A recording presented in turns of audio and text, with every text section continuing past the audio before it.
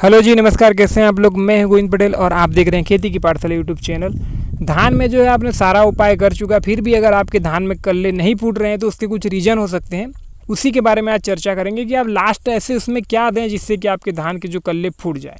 देखिए, फाइनली जैसे कि हमने पिछले बार जो उपाय बताए थे, जैसे कि पाटा लगाना, खेत में पानी को कम रखना, जिंक और नाइट्रोजन का डोज उसमें देना, पाटा लगाना, ये जो सारे चीज़ मैंने जो बताया था आपको, तो उसको अगर आप करने के बाद भी अगर आपके जो धान में कल्ले नहीं फूट रहे हैं तो उसके और कुछ कारण हो भी सकते हैं, जिसके बारे में आज हम विस्तार से चर्चा करेंगे।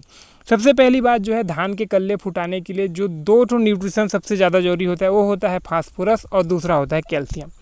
फास्फोरस और कैल्शियम दो ऐसे तत्व होते हैं जो कि पौधे के जड़ के बढ़ाने में सहयोग करता है। देखिए, जड़ के न फूटने का कई कारण रहता है कि कई बार हम लोग NPK या फिर DAP का इस्तेमाल करते हैं। देखिए, अगर हम लोग फास्फोरस के सोर्स में SSP, जिसको हम लोग बोलते हैं सिंगल सुपर फास्फेट, उसका अगर इस्तेमाल करते हैं तो हमारे फसल में SSP मिल जाता है 16%, साथ ही साथ उसमें 11% जो है कैल्शियम मिल जाता है और उसमें सल्फर भी कुछ % मिलता है। लेकिन अगर हम लोग वही अगर DAP का इस्तेमाल करते हैं तो DAP से पौधे को सिर्फ फास्फोरस मिलता है और नाइट्रोजन मिलता है, और बाकी ये जो कैल्शियम वगैरह है वो ना के बराबर उसको मिलता है, जिससे कि पौधे जो है प्रॉपर तरीके से जड़ को नहीं बढ़ा पाते हैं।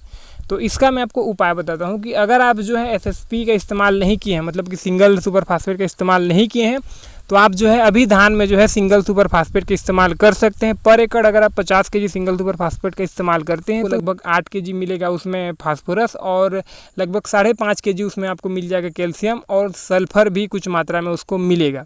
तो अगर आपने सिर्फ DAP का इस्तेमाल किया है तो अभी आप SSP जो है मतलब पर एकड़ 50 kg कर सकते हैं। लेकिन अगर आपने SSP का इस्तेमाल कर चुका है और फिर भी कल्ले नहीं फूट रहे हैं तो आपको अभी जो है कैल्शियम के लिए एक अलग से आपको डालना पड़ेगा। कैल्शियम के लिए क्या आप डाल सकते हैं, कैल्शियम के लिए आप 0.5% जो है कैल्शियम नाइट्रेट या फिर जो कैल्शियम क्लोराइड का आप छिड़काव कर सकते हैं। अगर आपके पास ये सब उपलब्ध नहीं है तो जो चूना होता है, चूना को जो है आप मतलब पर एकड़ 50 kg लगभग जो है आप छिड़क दीजिए। ऐसे बीच बीच में छोड़ भी सकते हैं या फिर छिड़क भी सकते हैं, भुरकाव कर सकते हैं। तो उससे भी जो है आपके खेत में जो है कैल्शियम की कमी पूरी हो जाएगी। तो अगर आपने SSP का इस्तेमाल कर चुके हैं तो ये जो मैंने जो आपको बताया कि 0.5% कैल्शियम नाइट्रेट और कैल्शियम क्लोराइड दोनों में से किसी एक का आप स्प्रे कर दीजिए फसल में। इससे जो है आपके धान में जो है फाइनली जितने भी कल्ले रुके हुए हैं वो कल्ले फूट जाएंगे।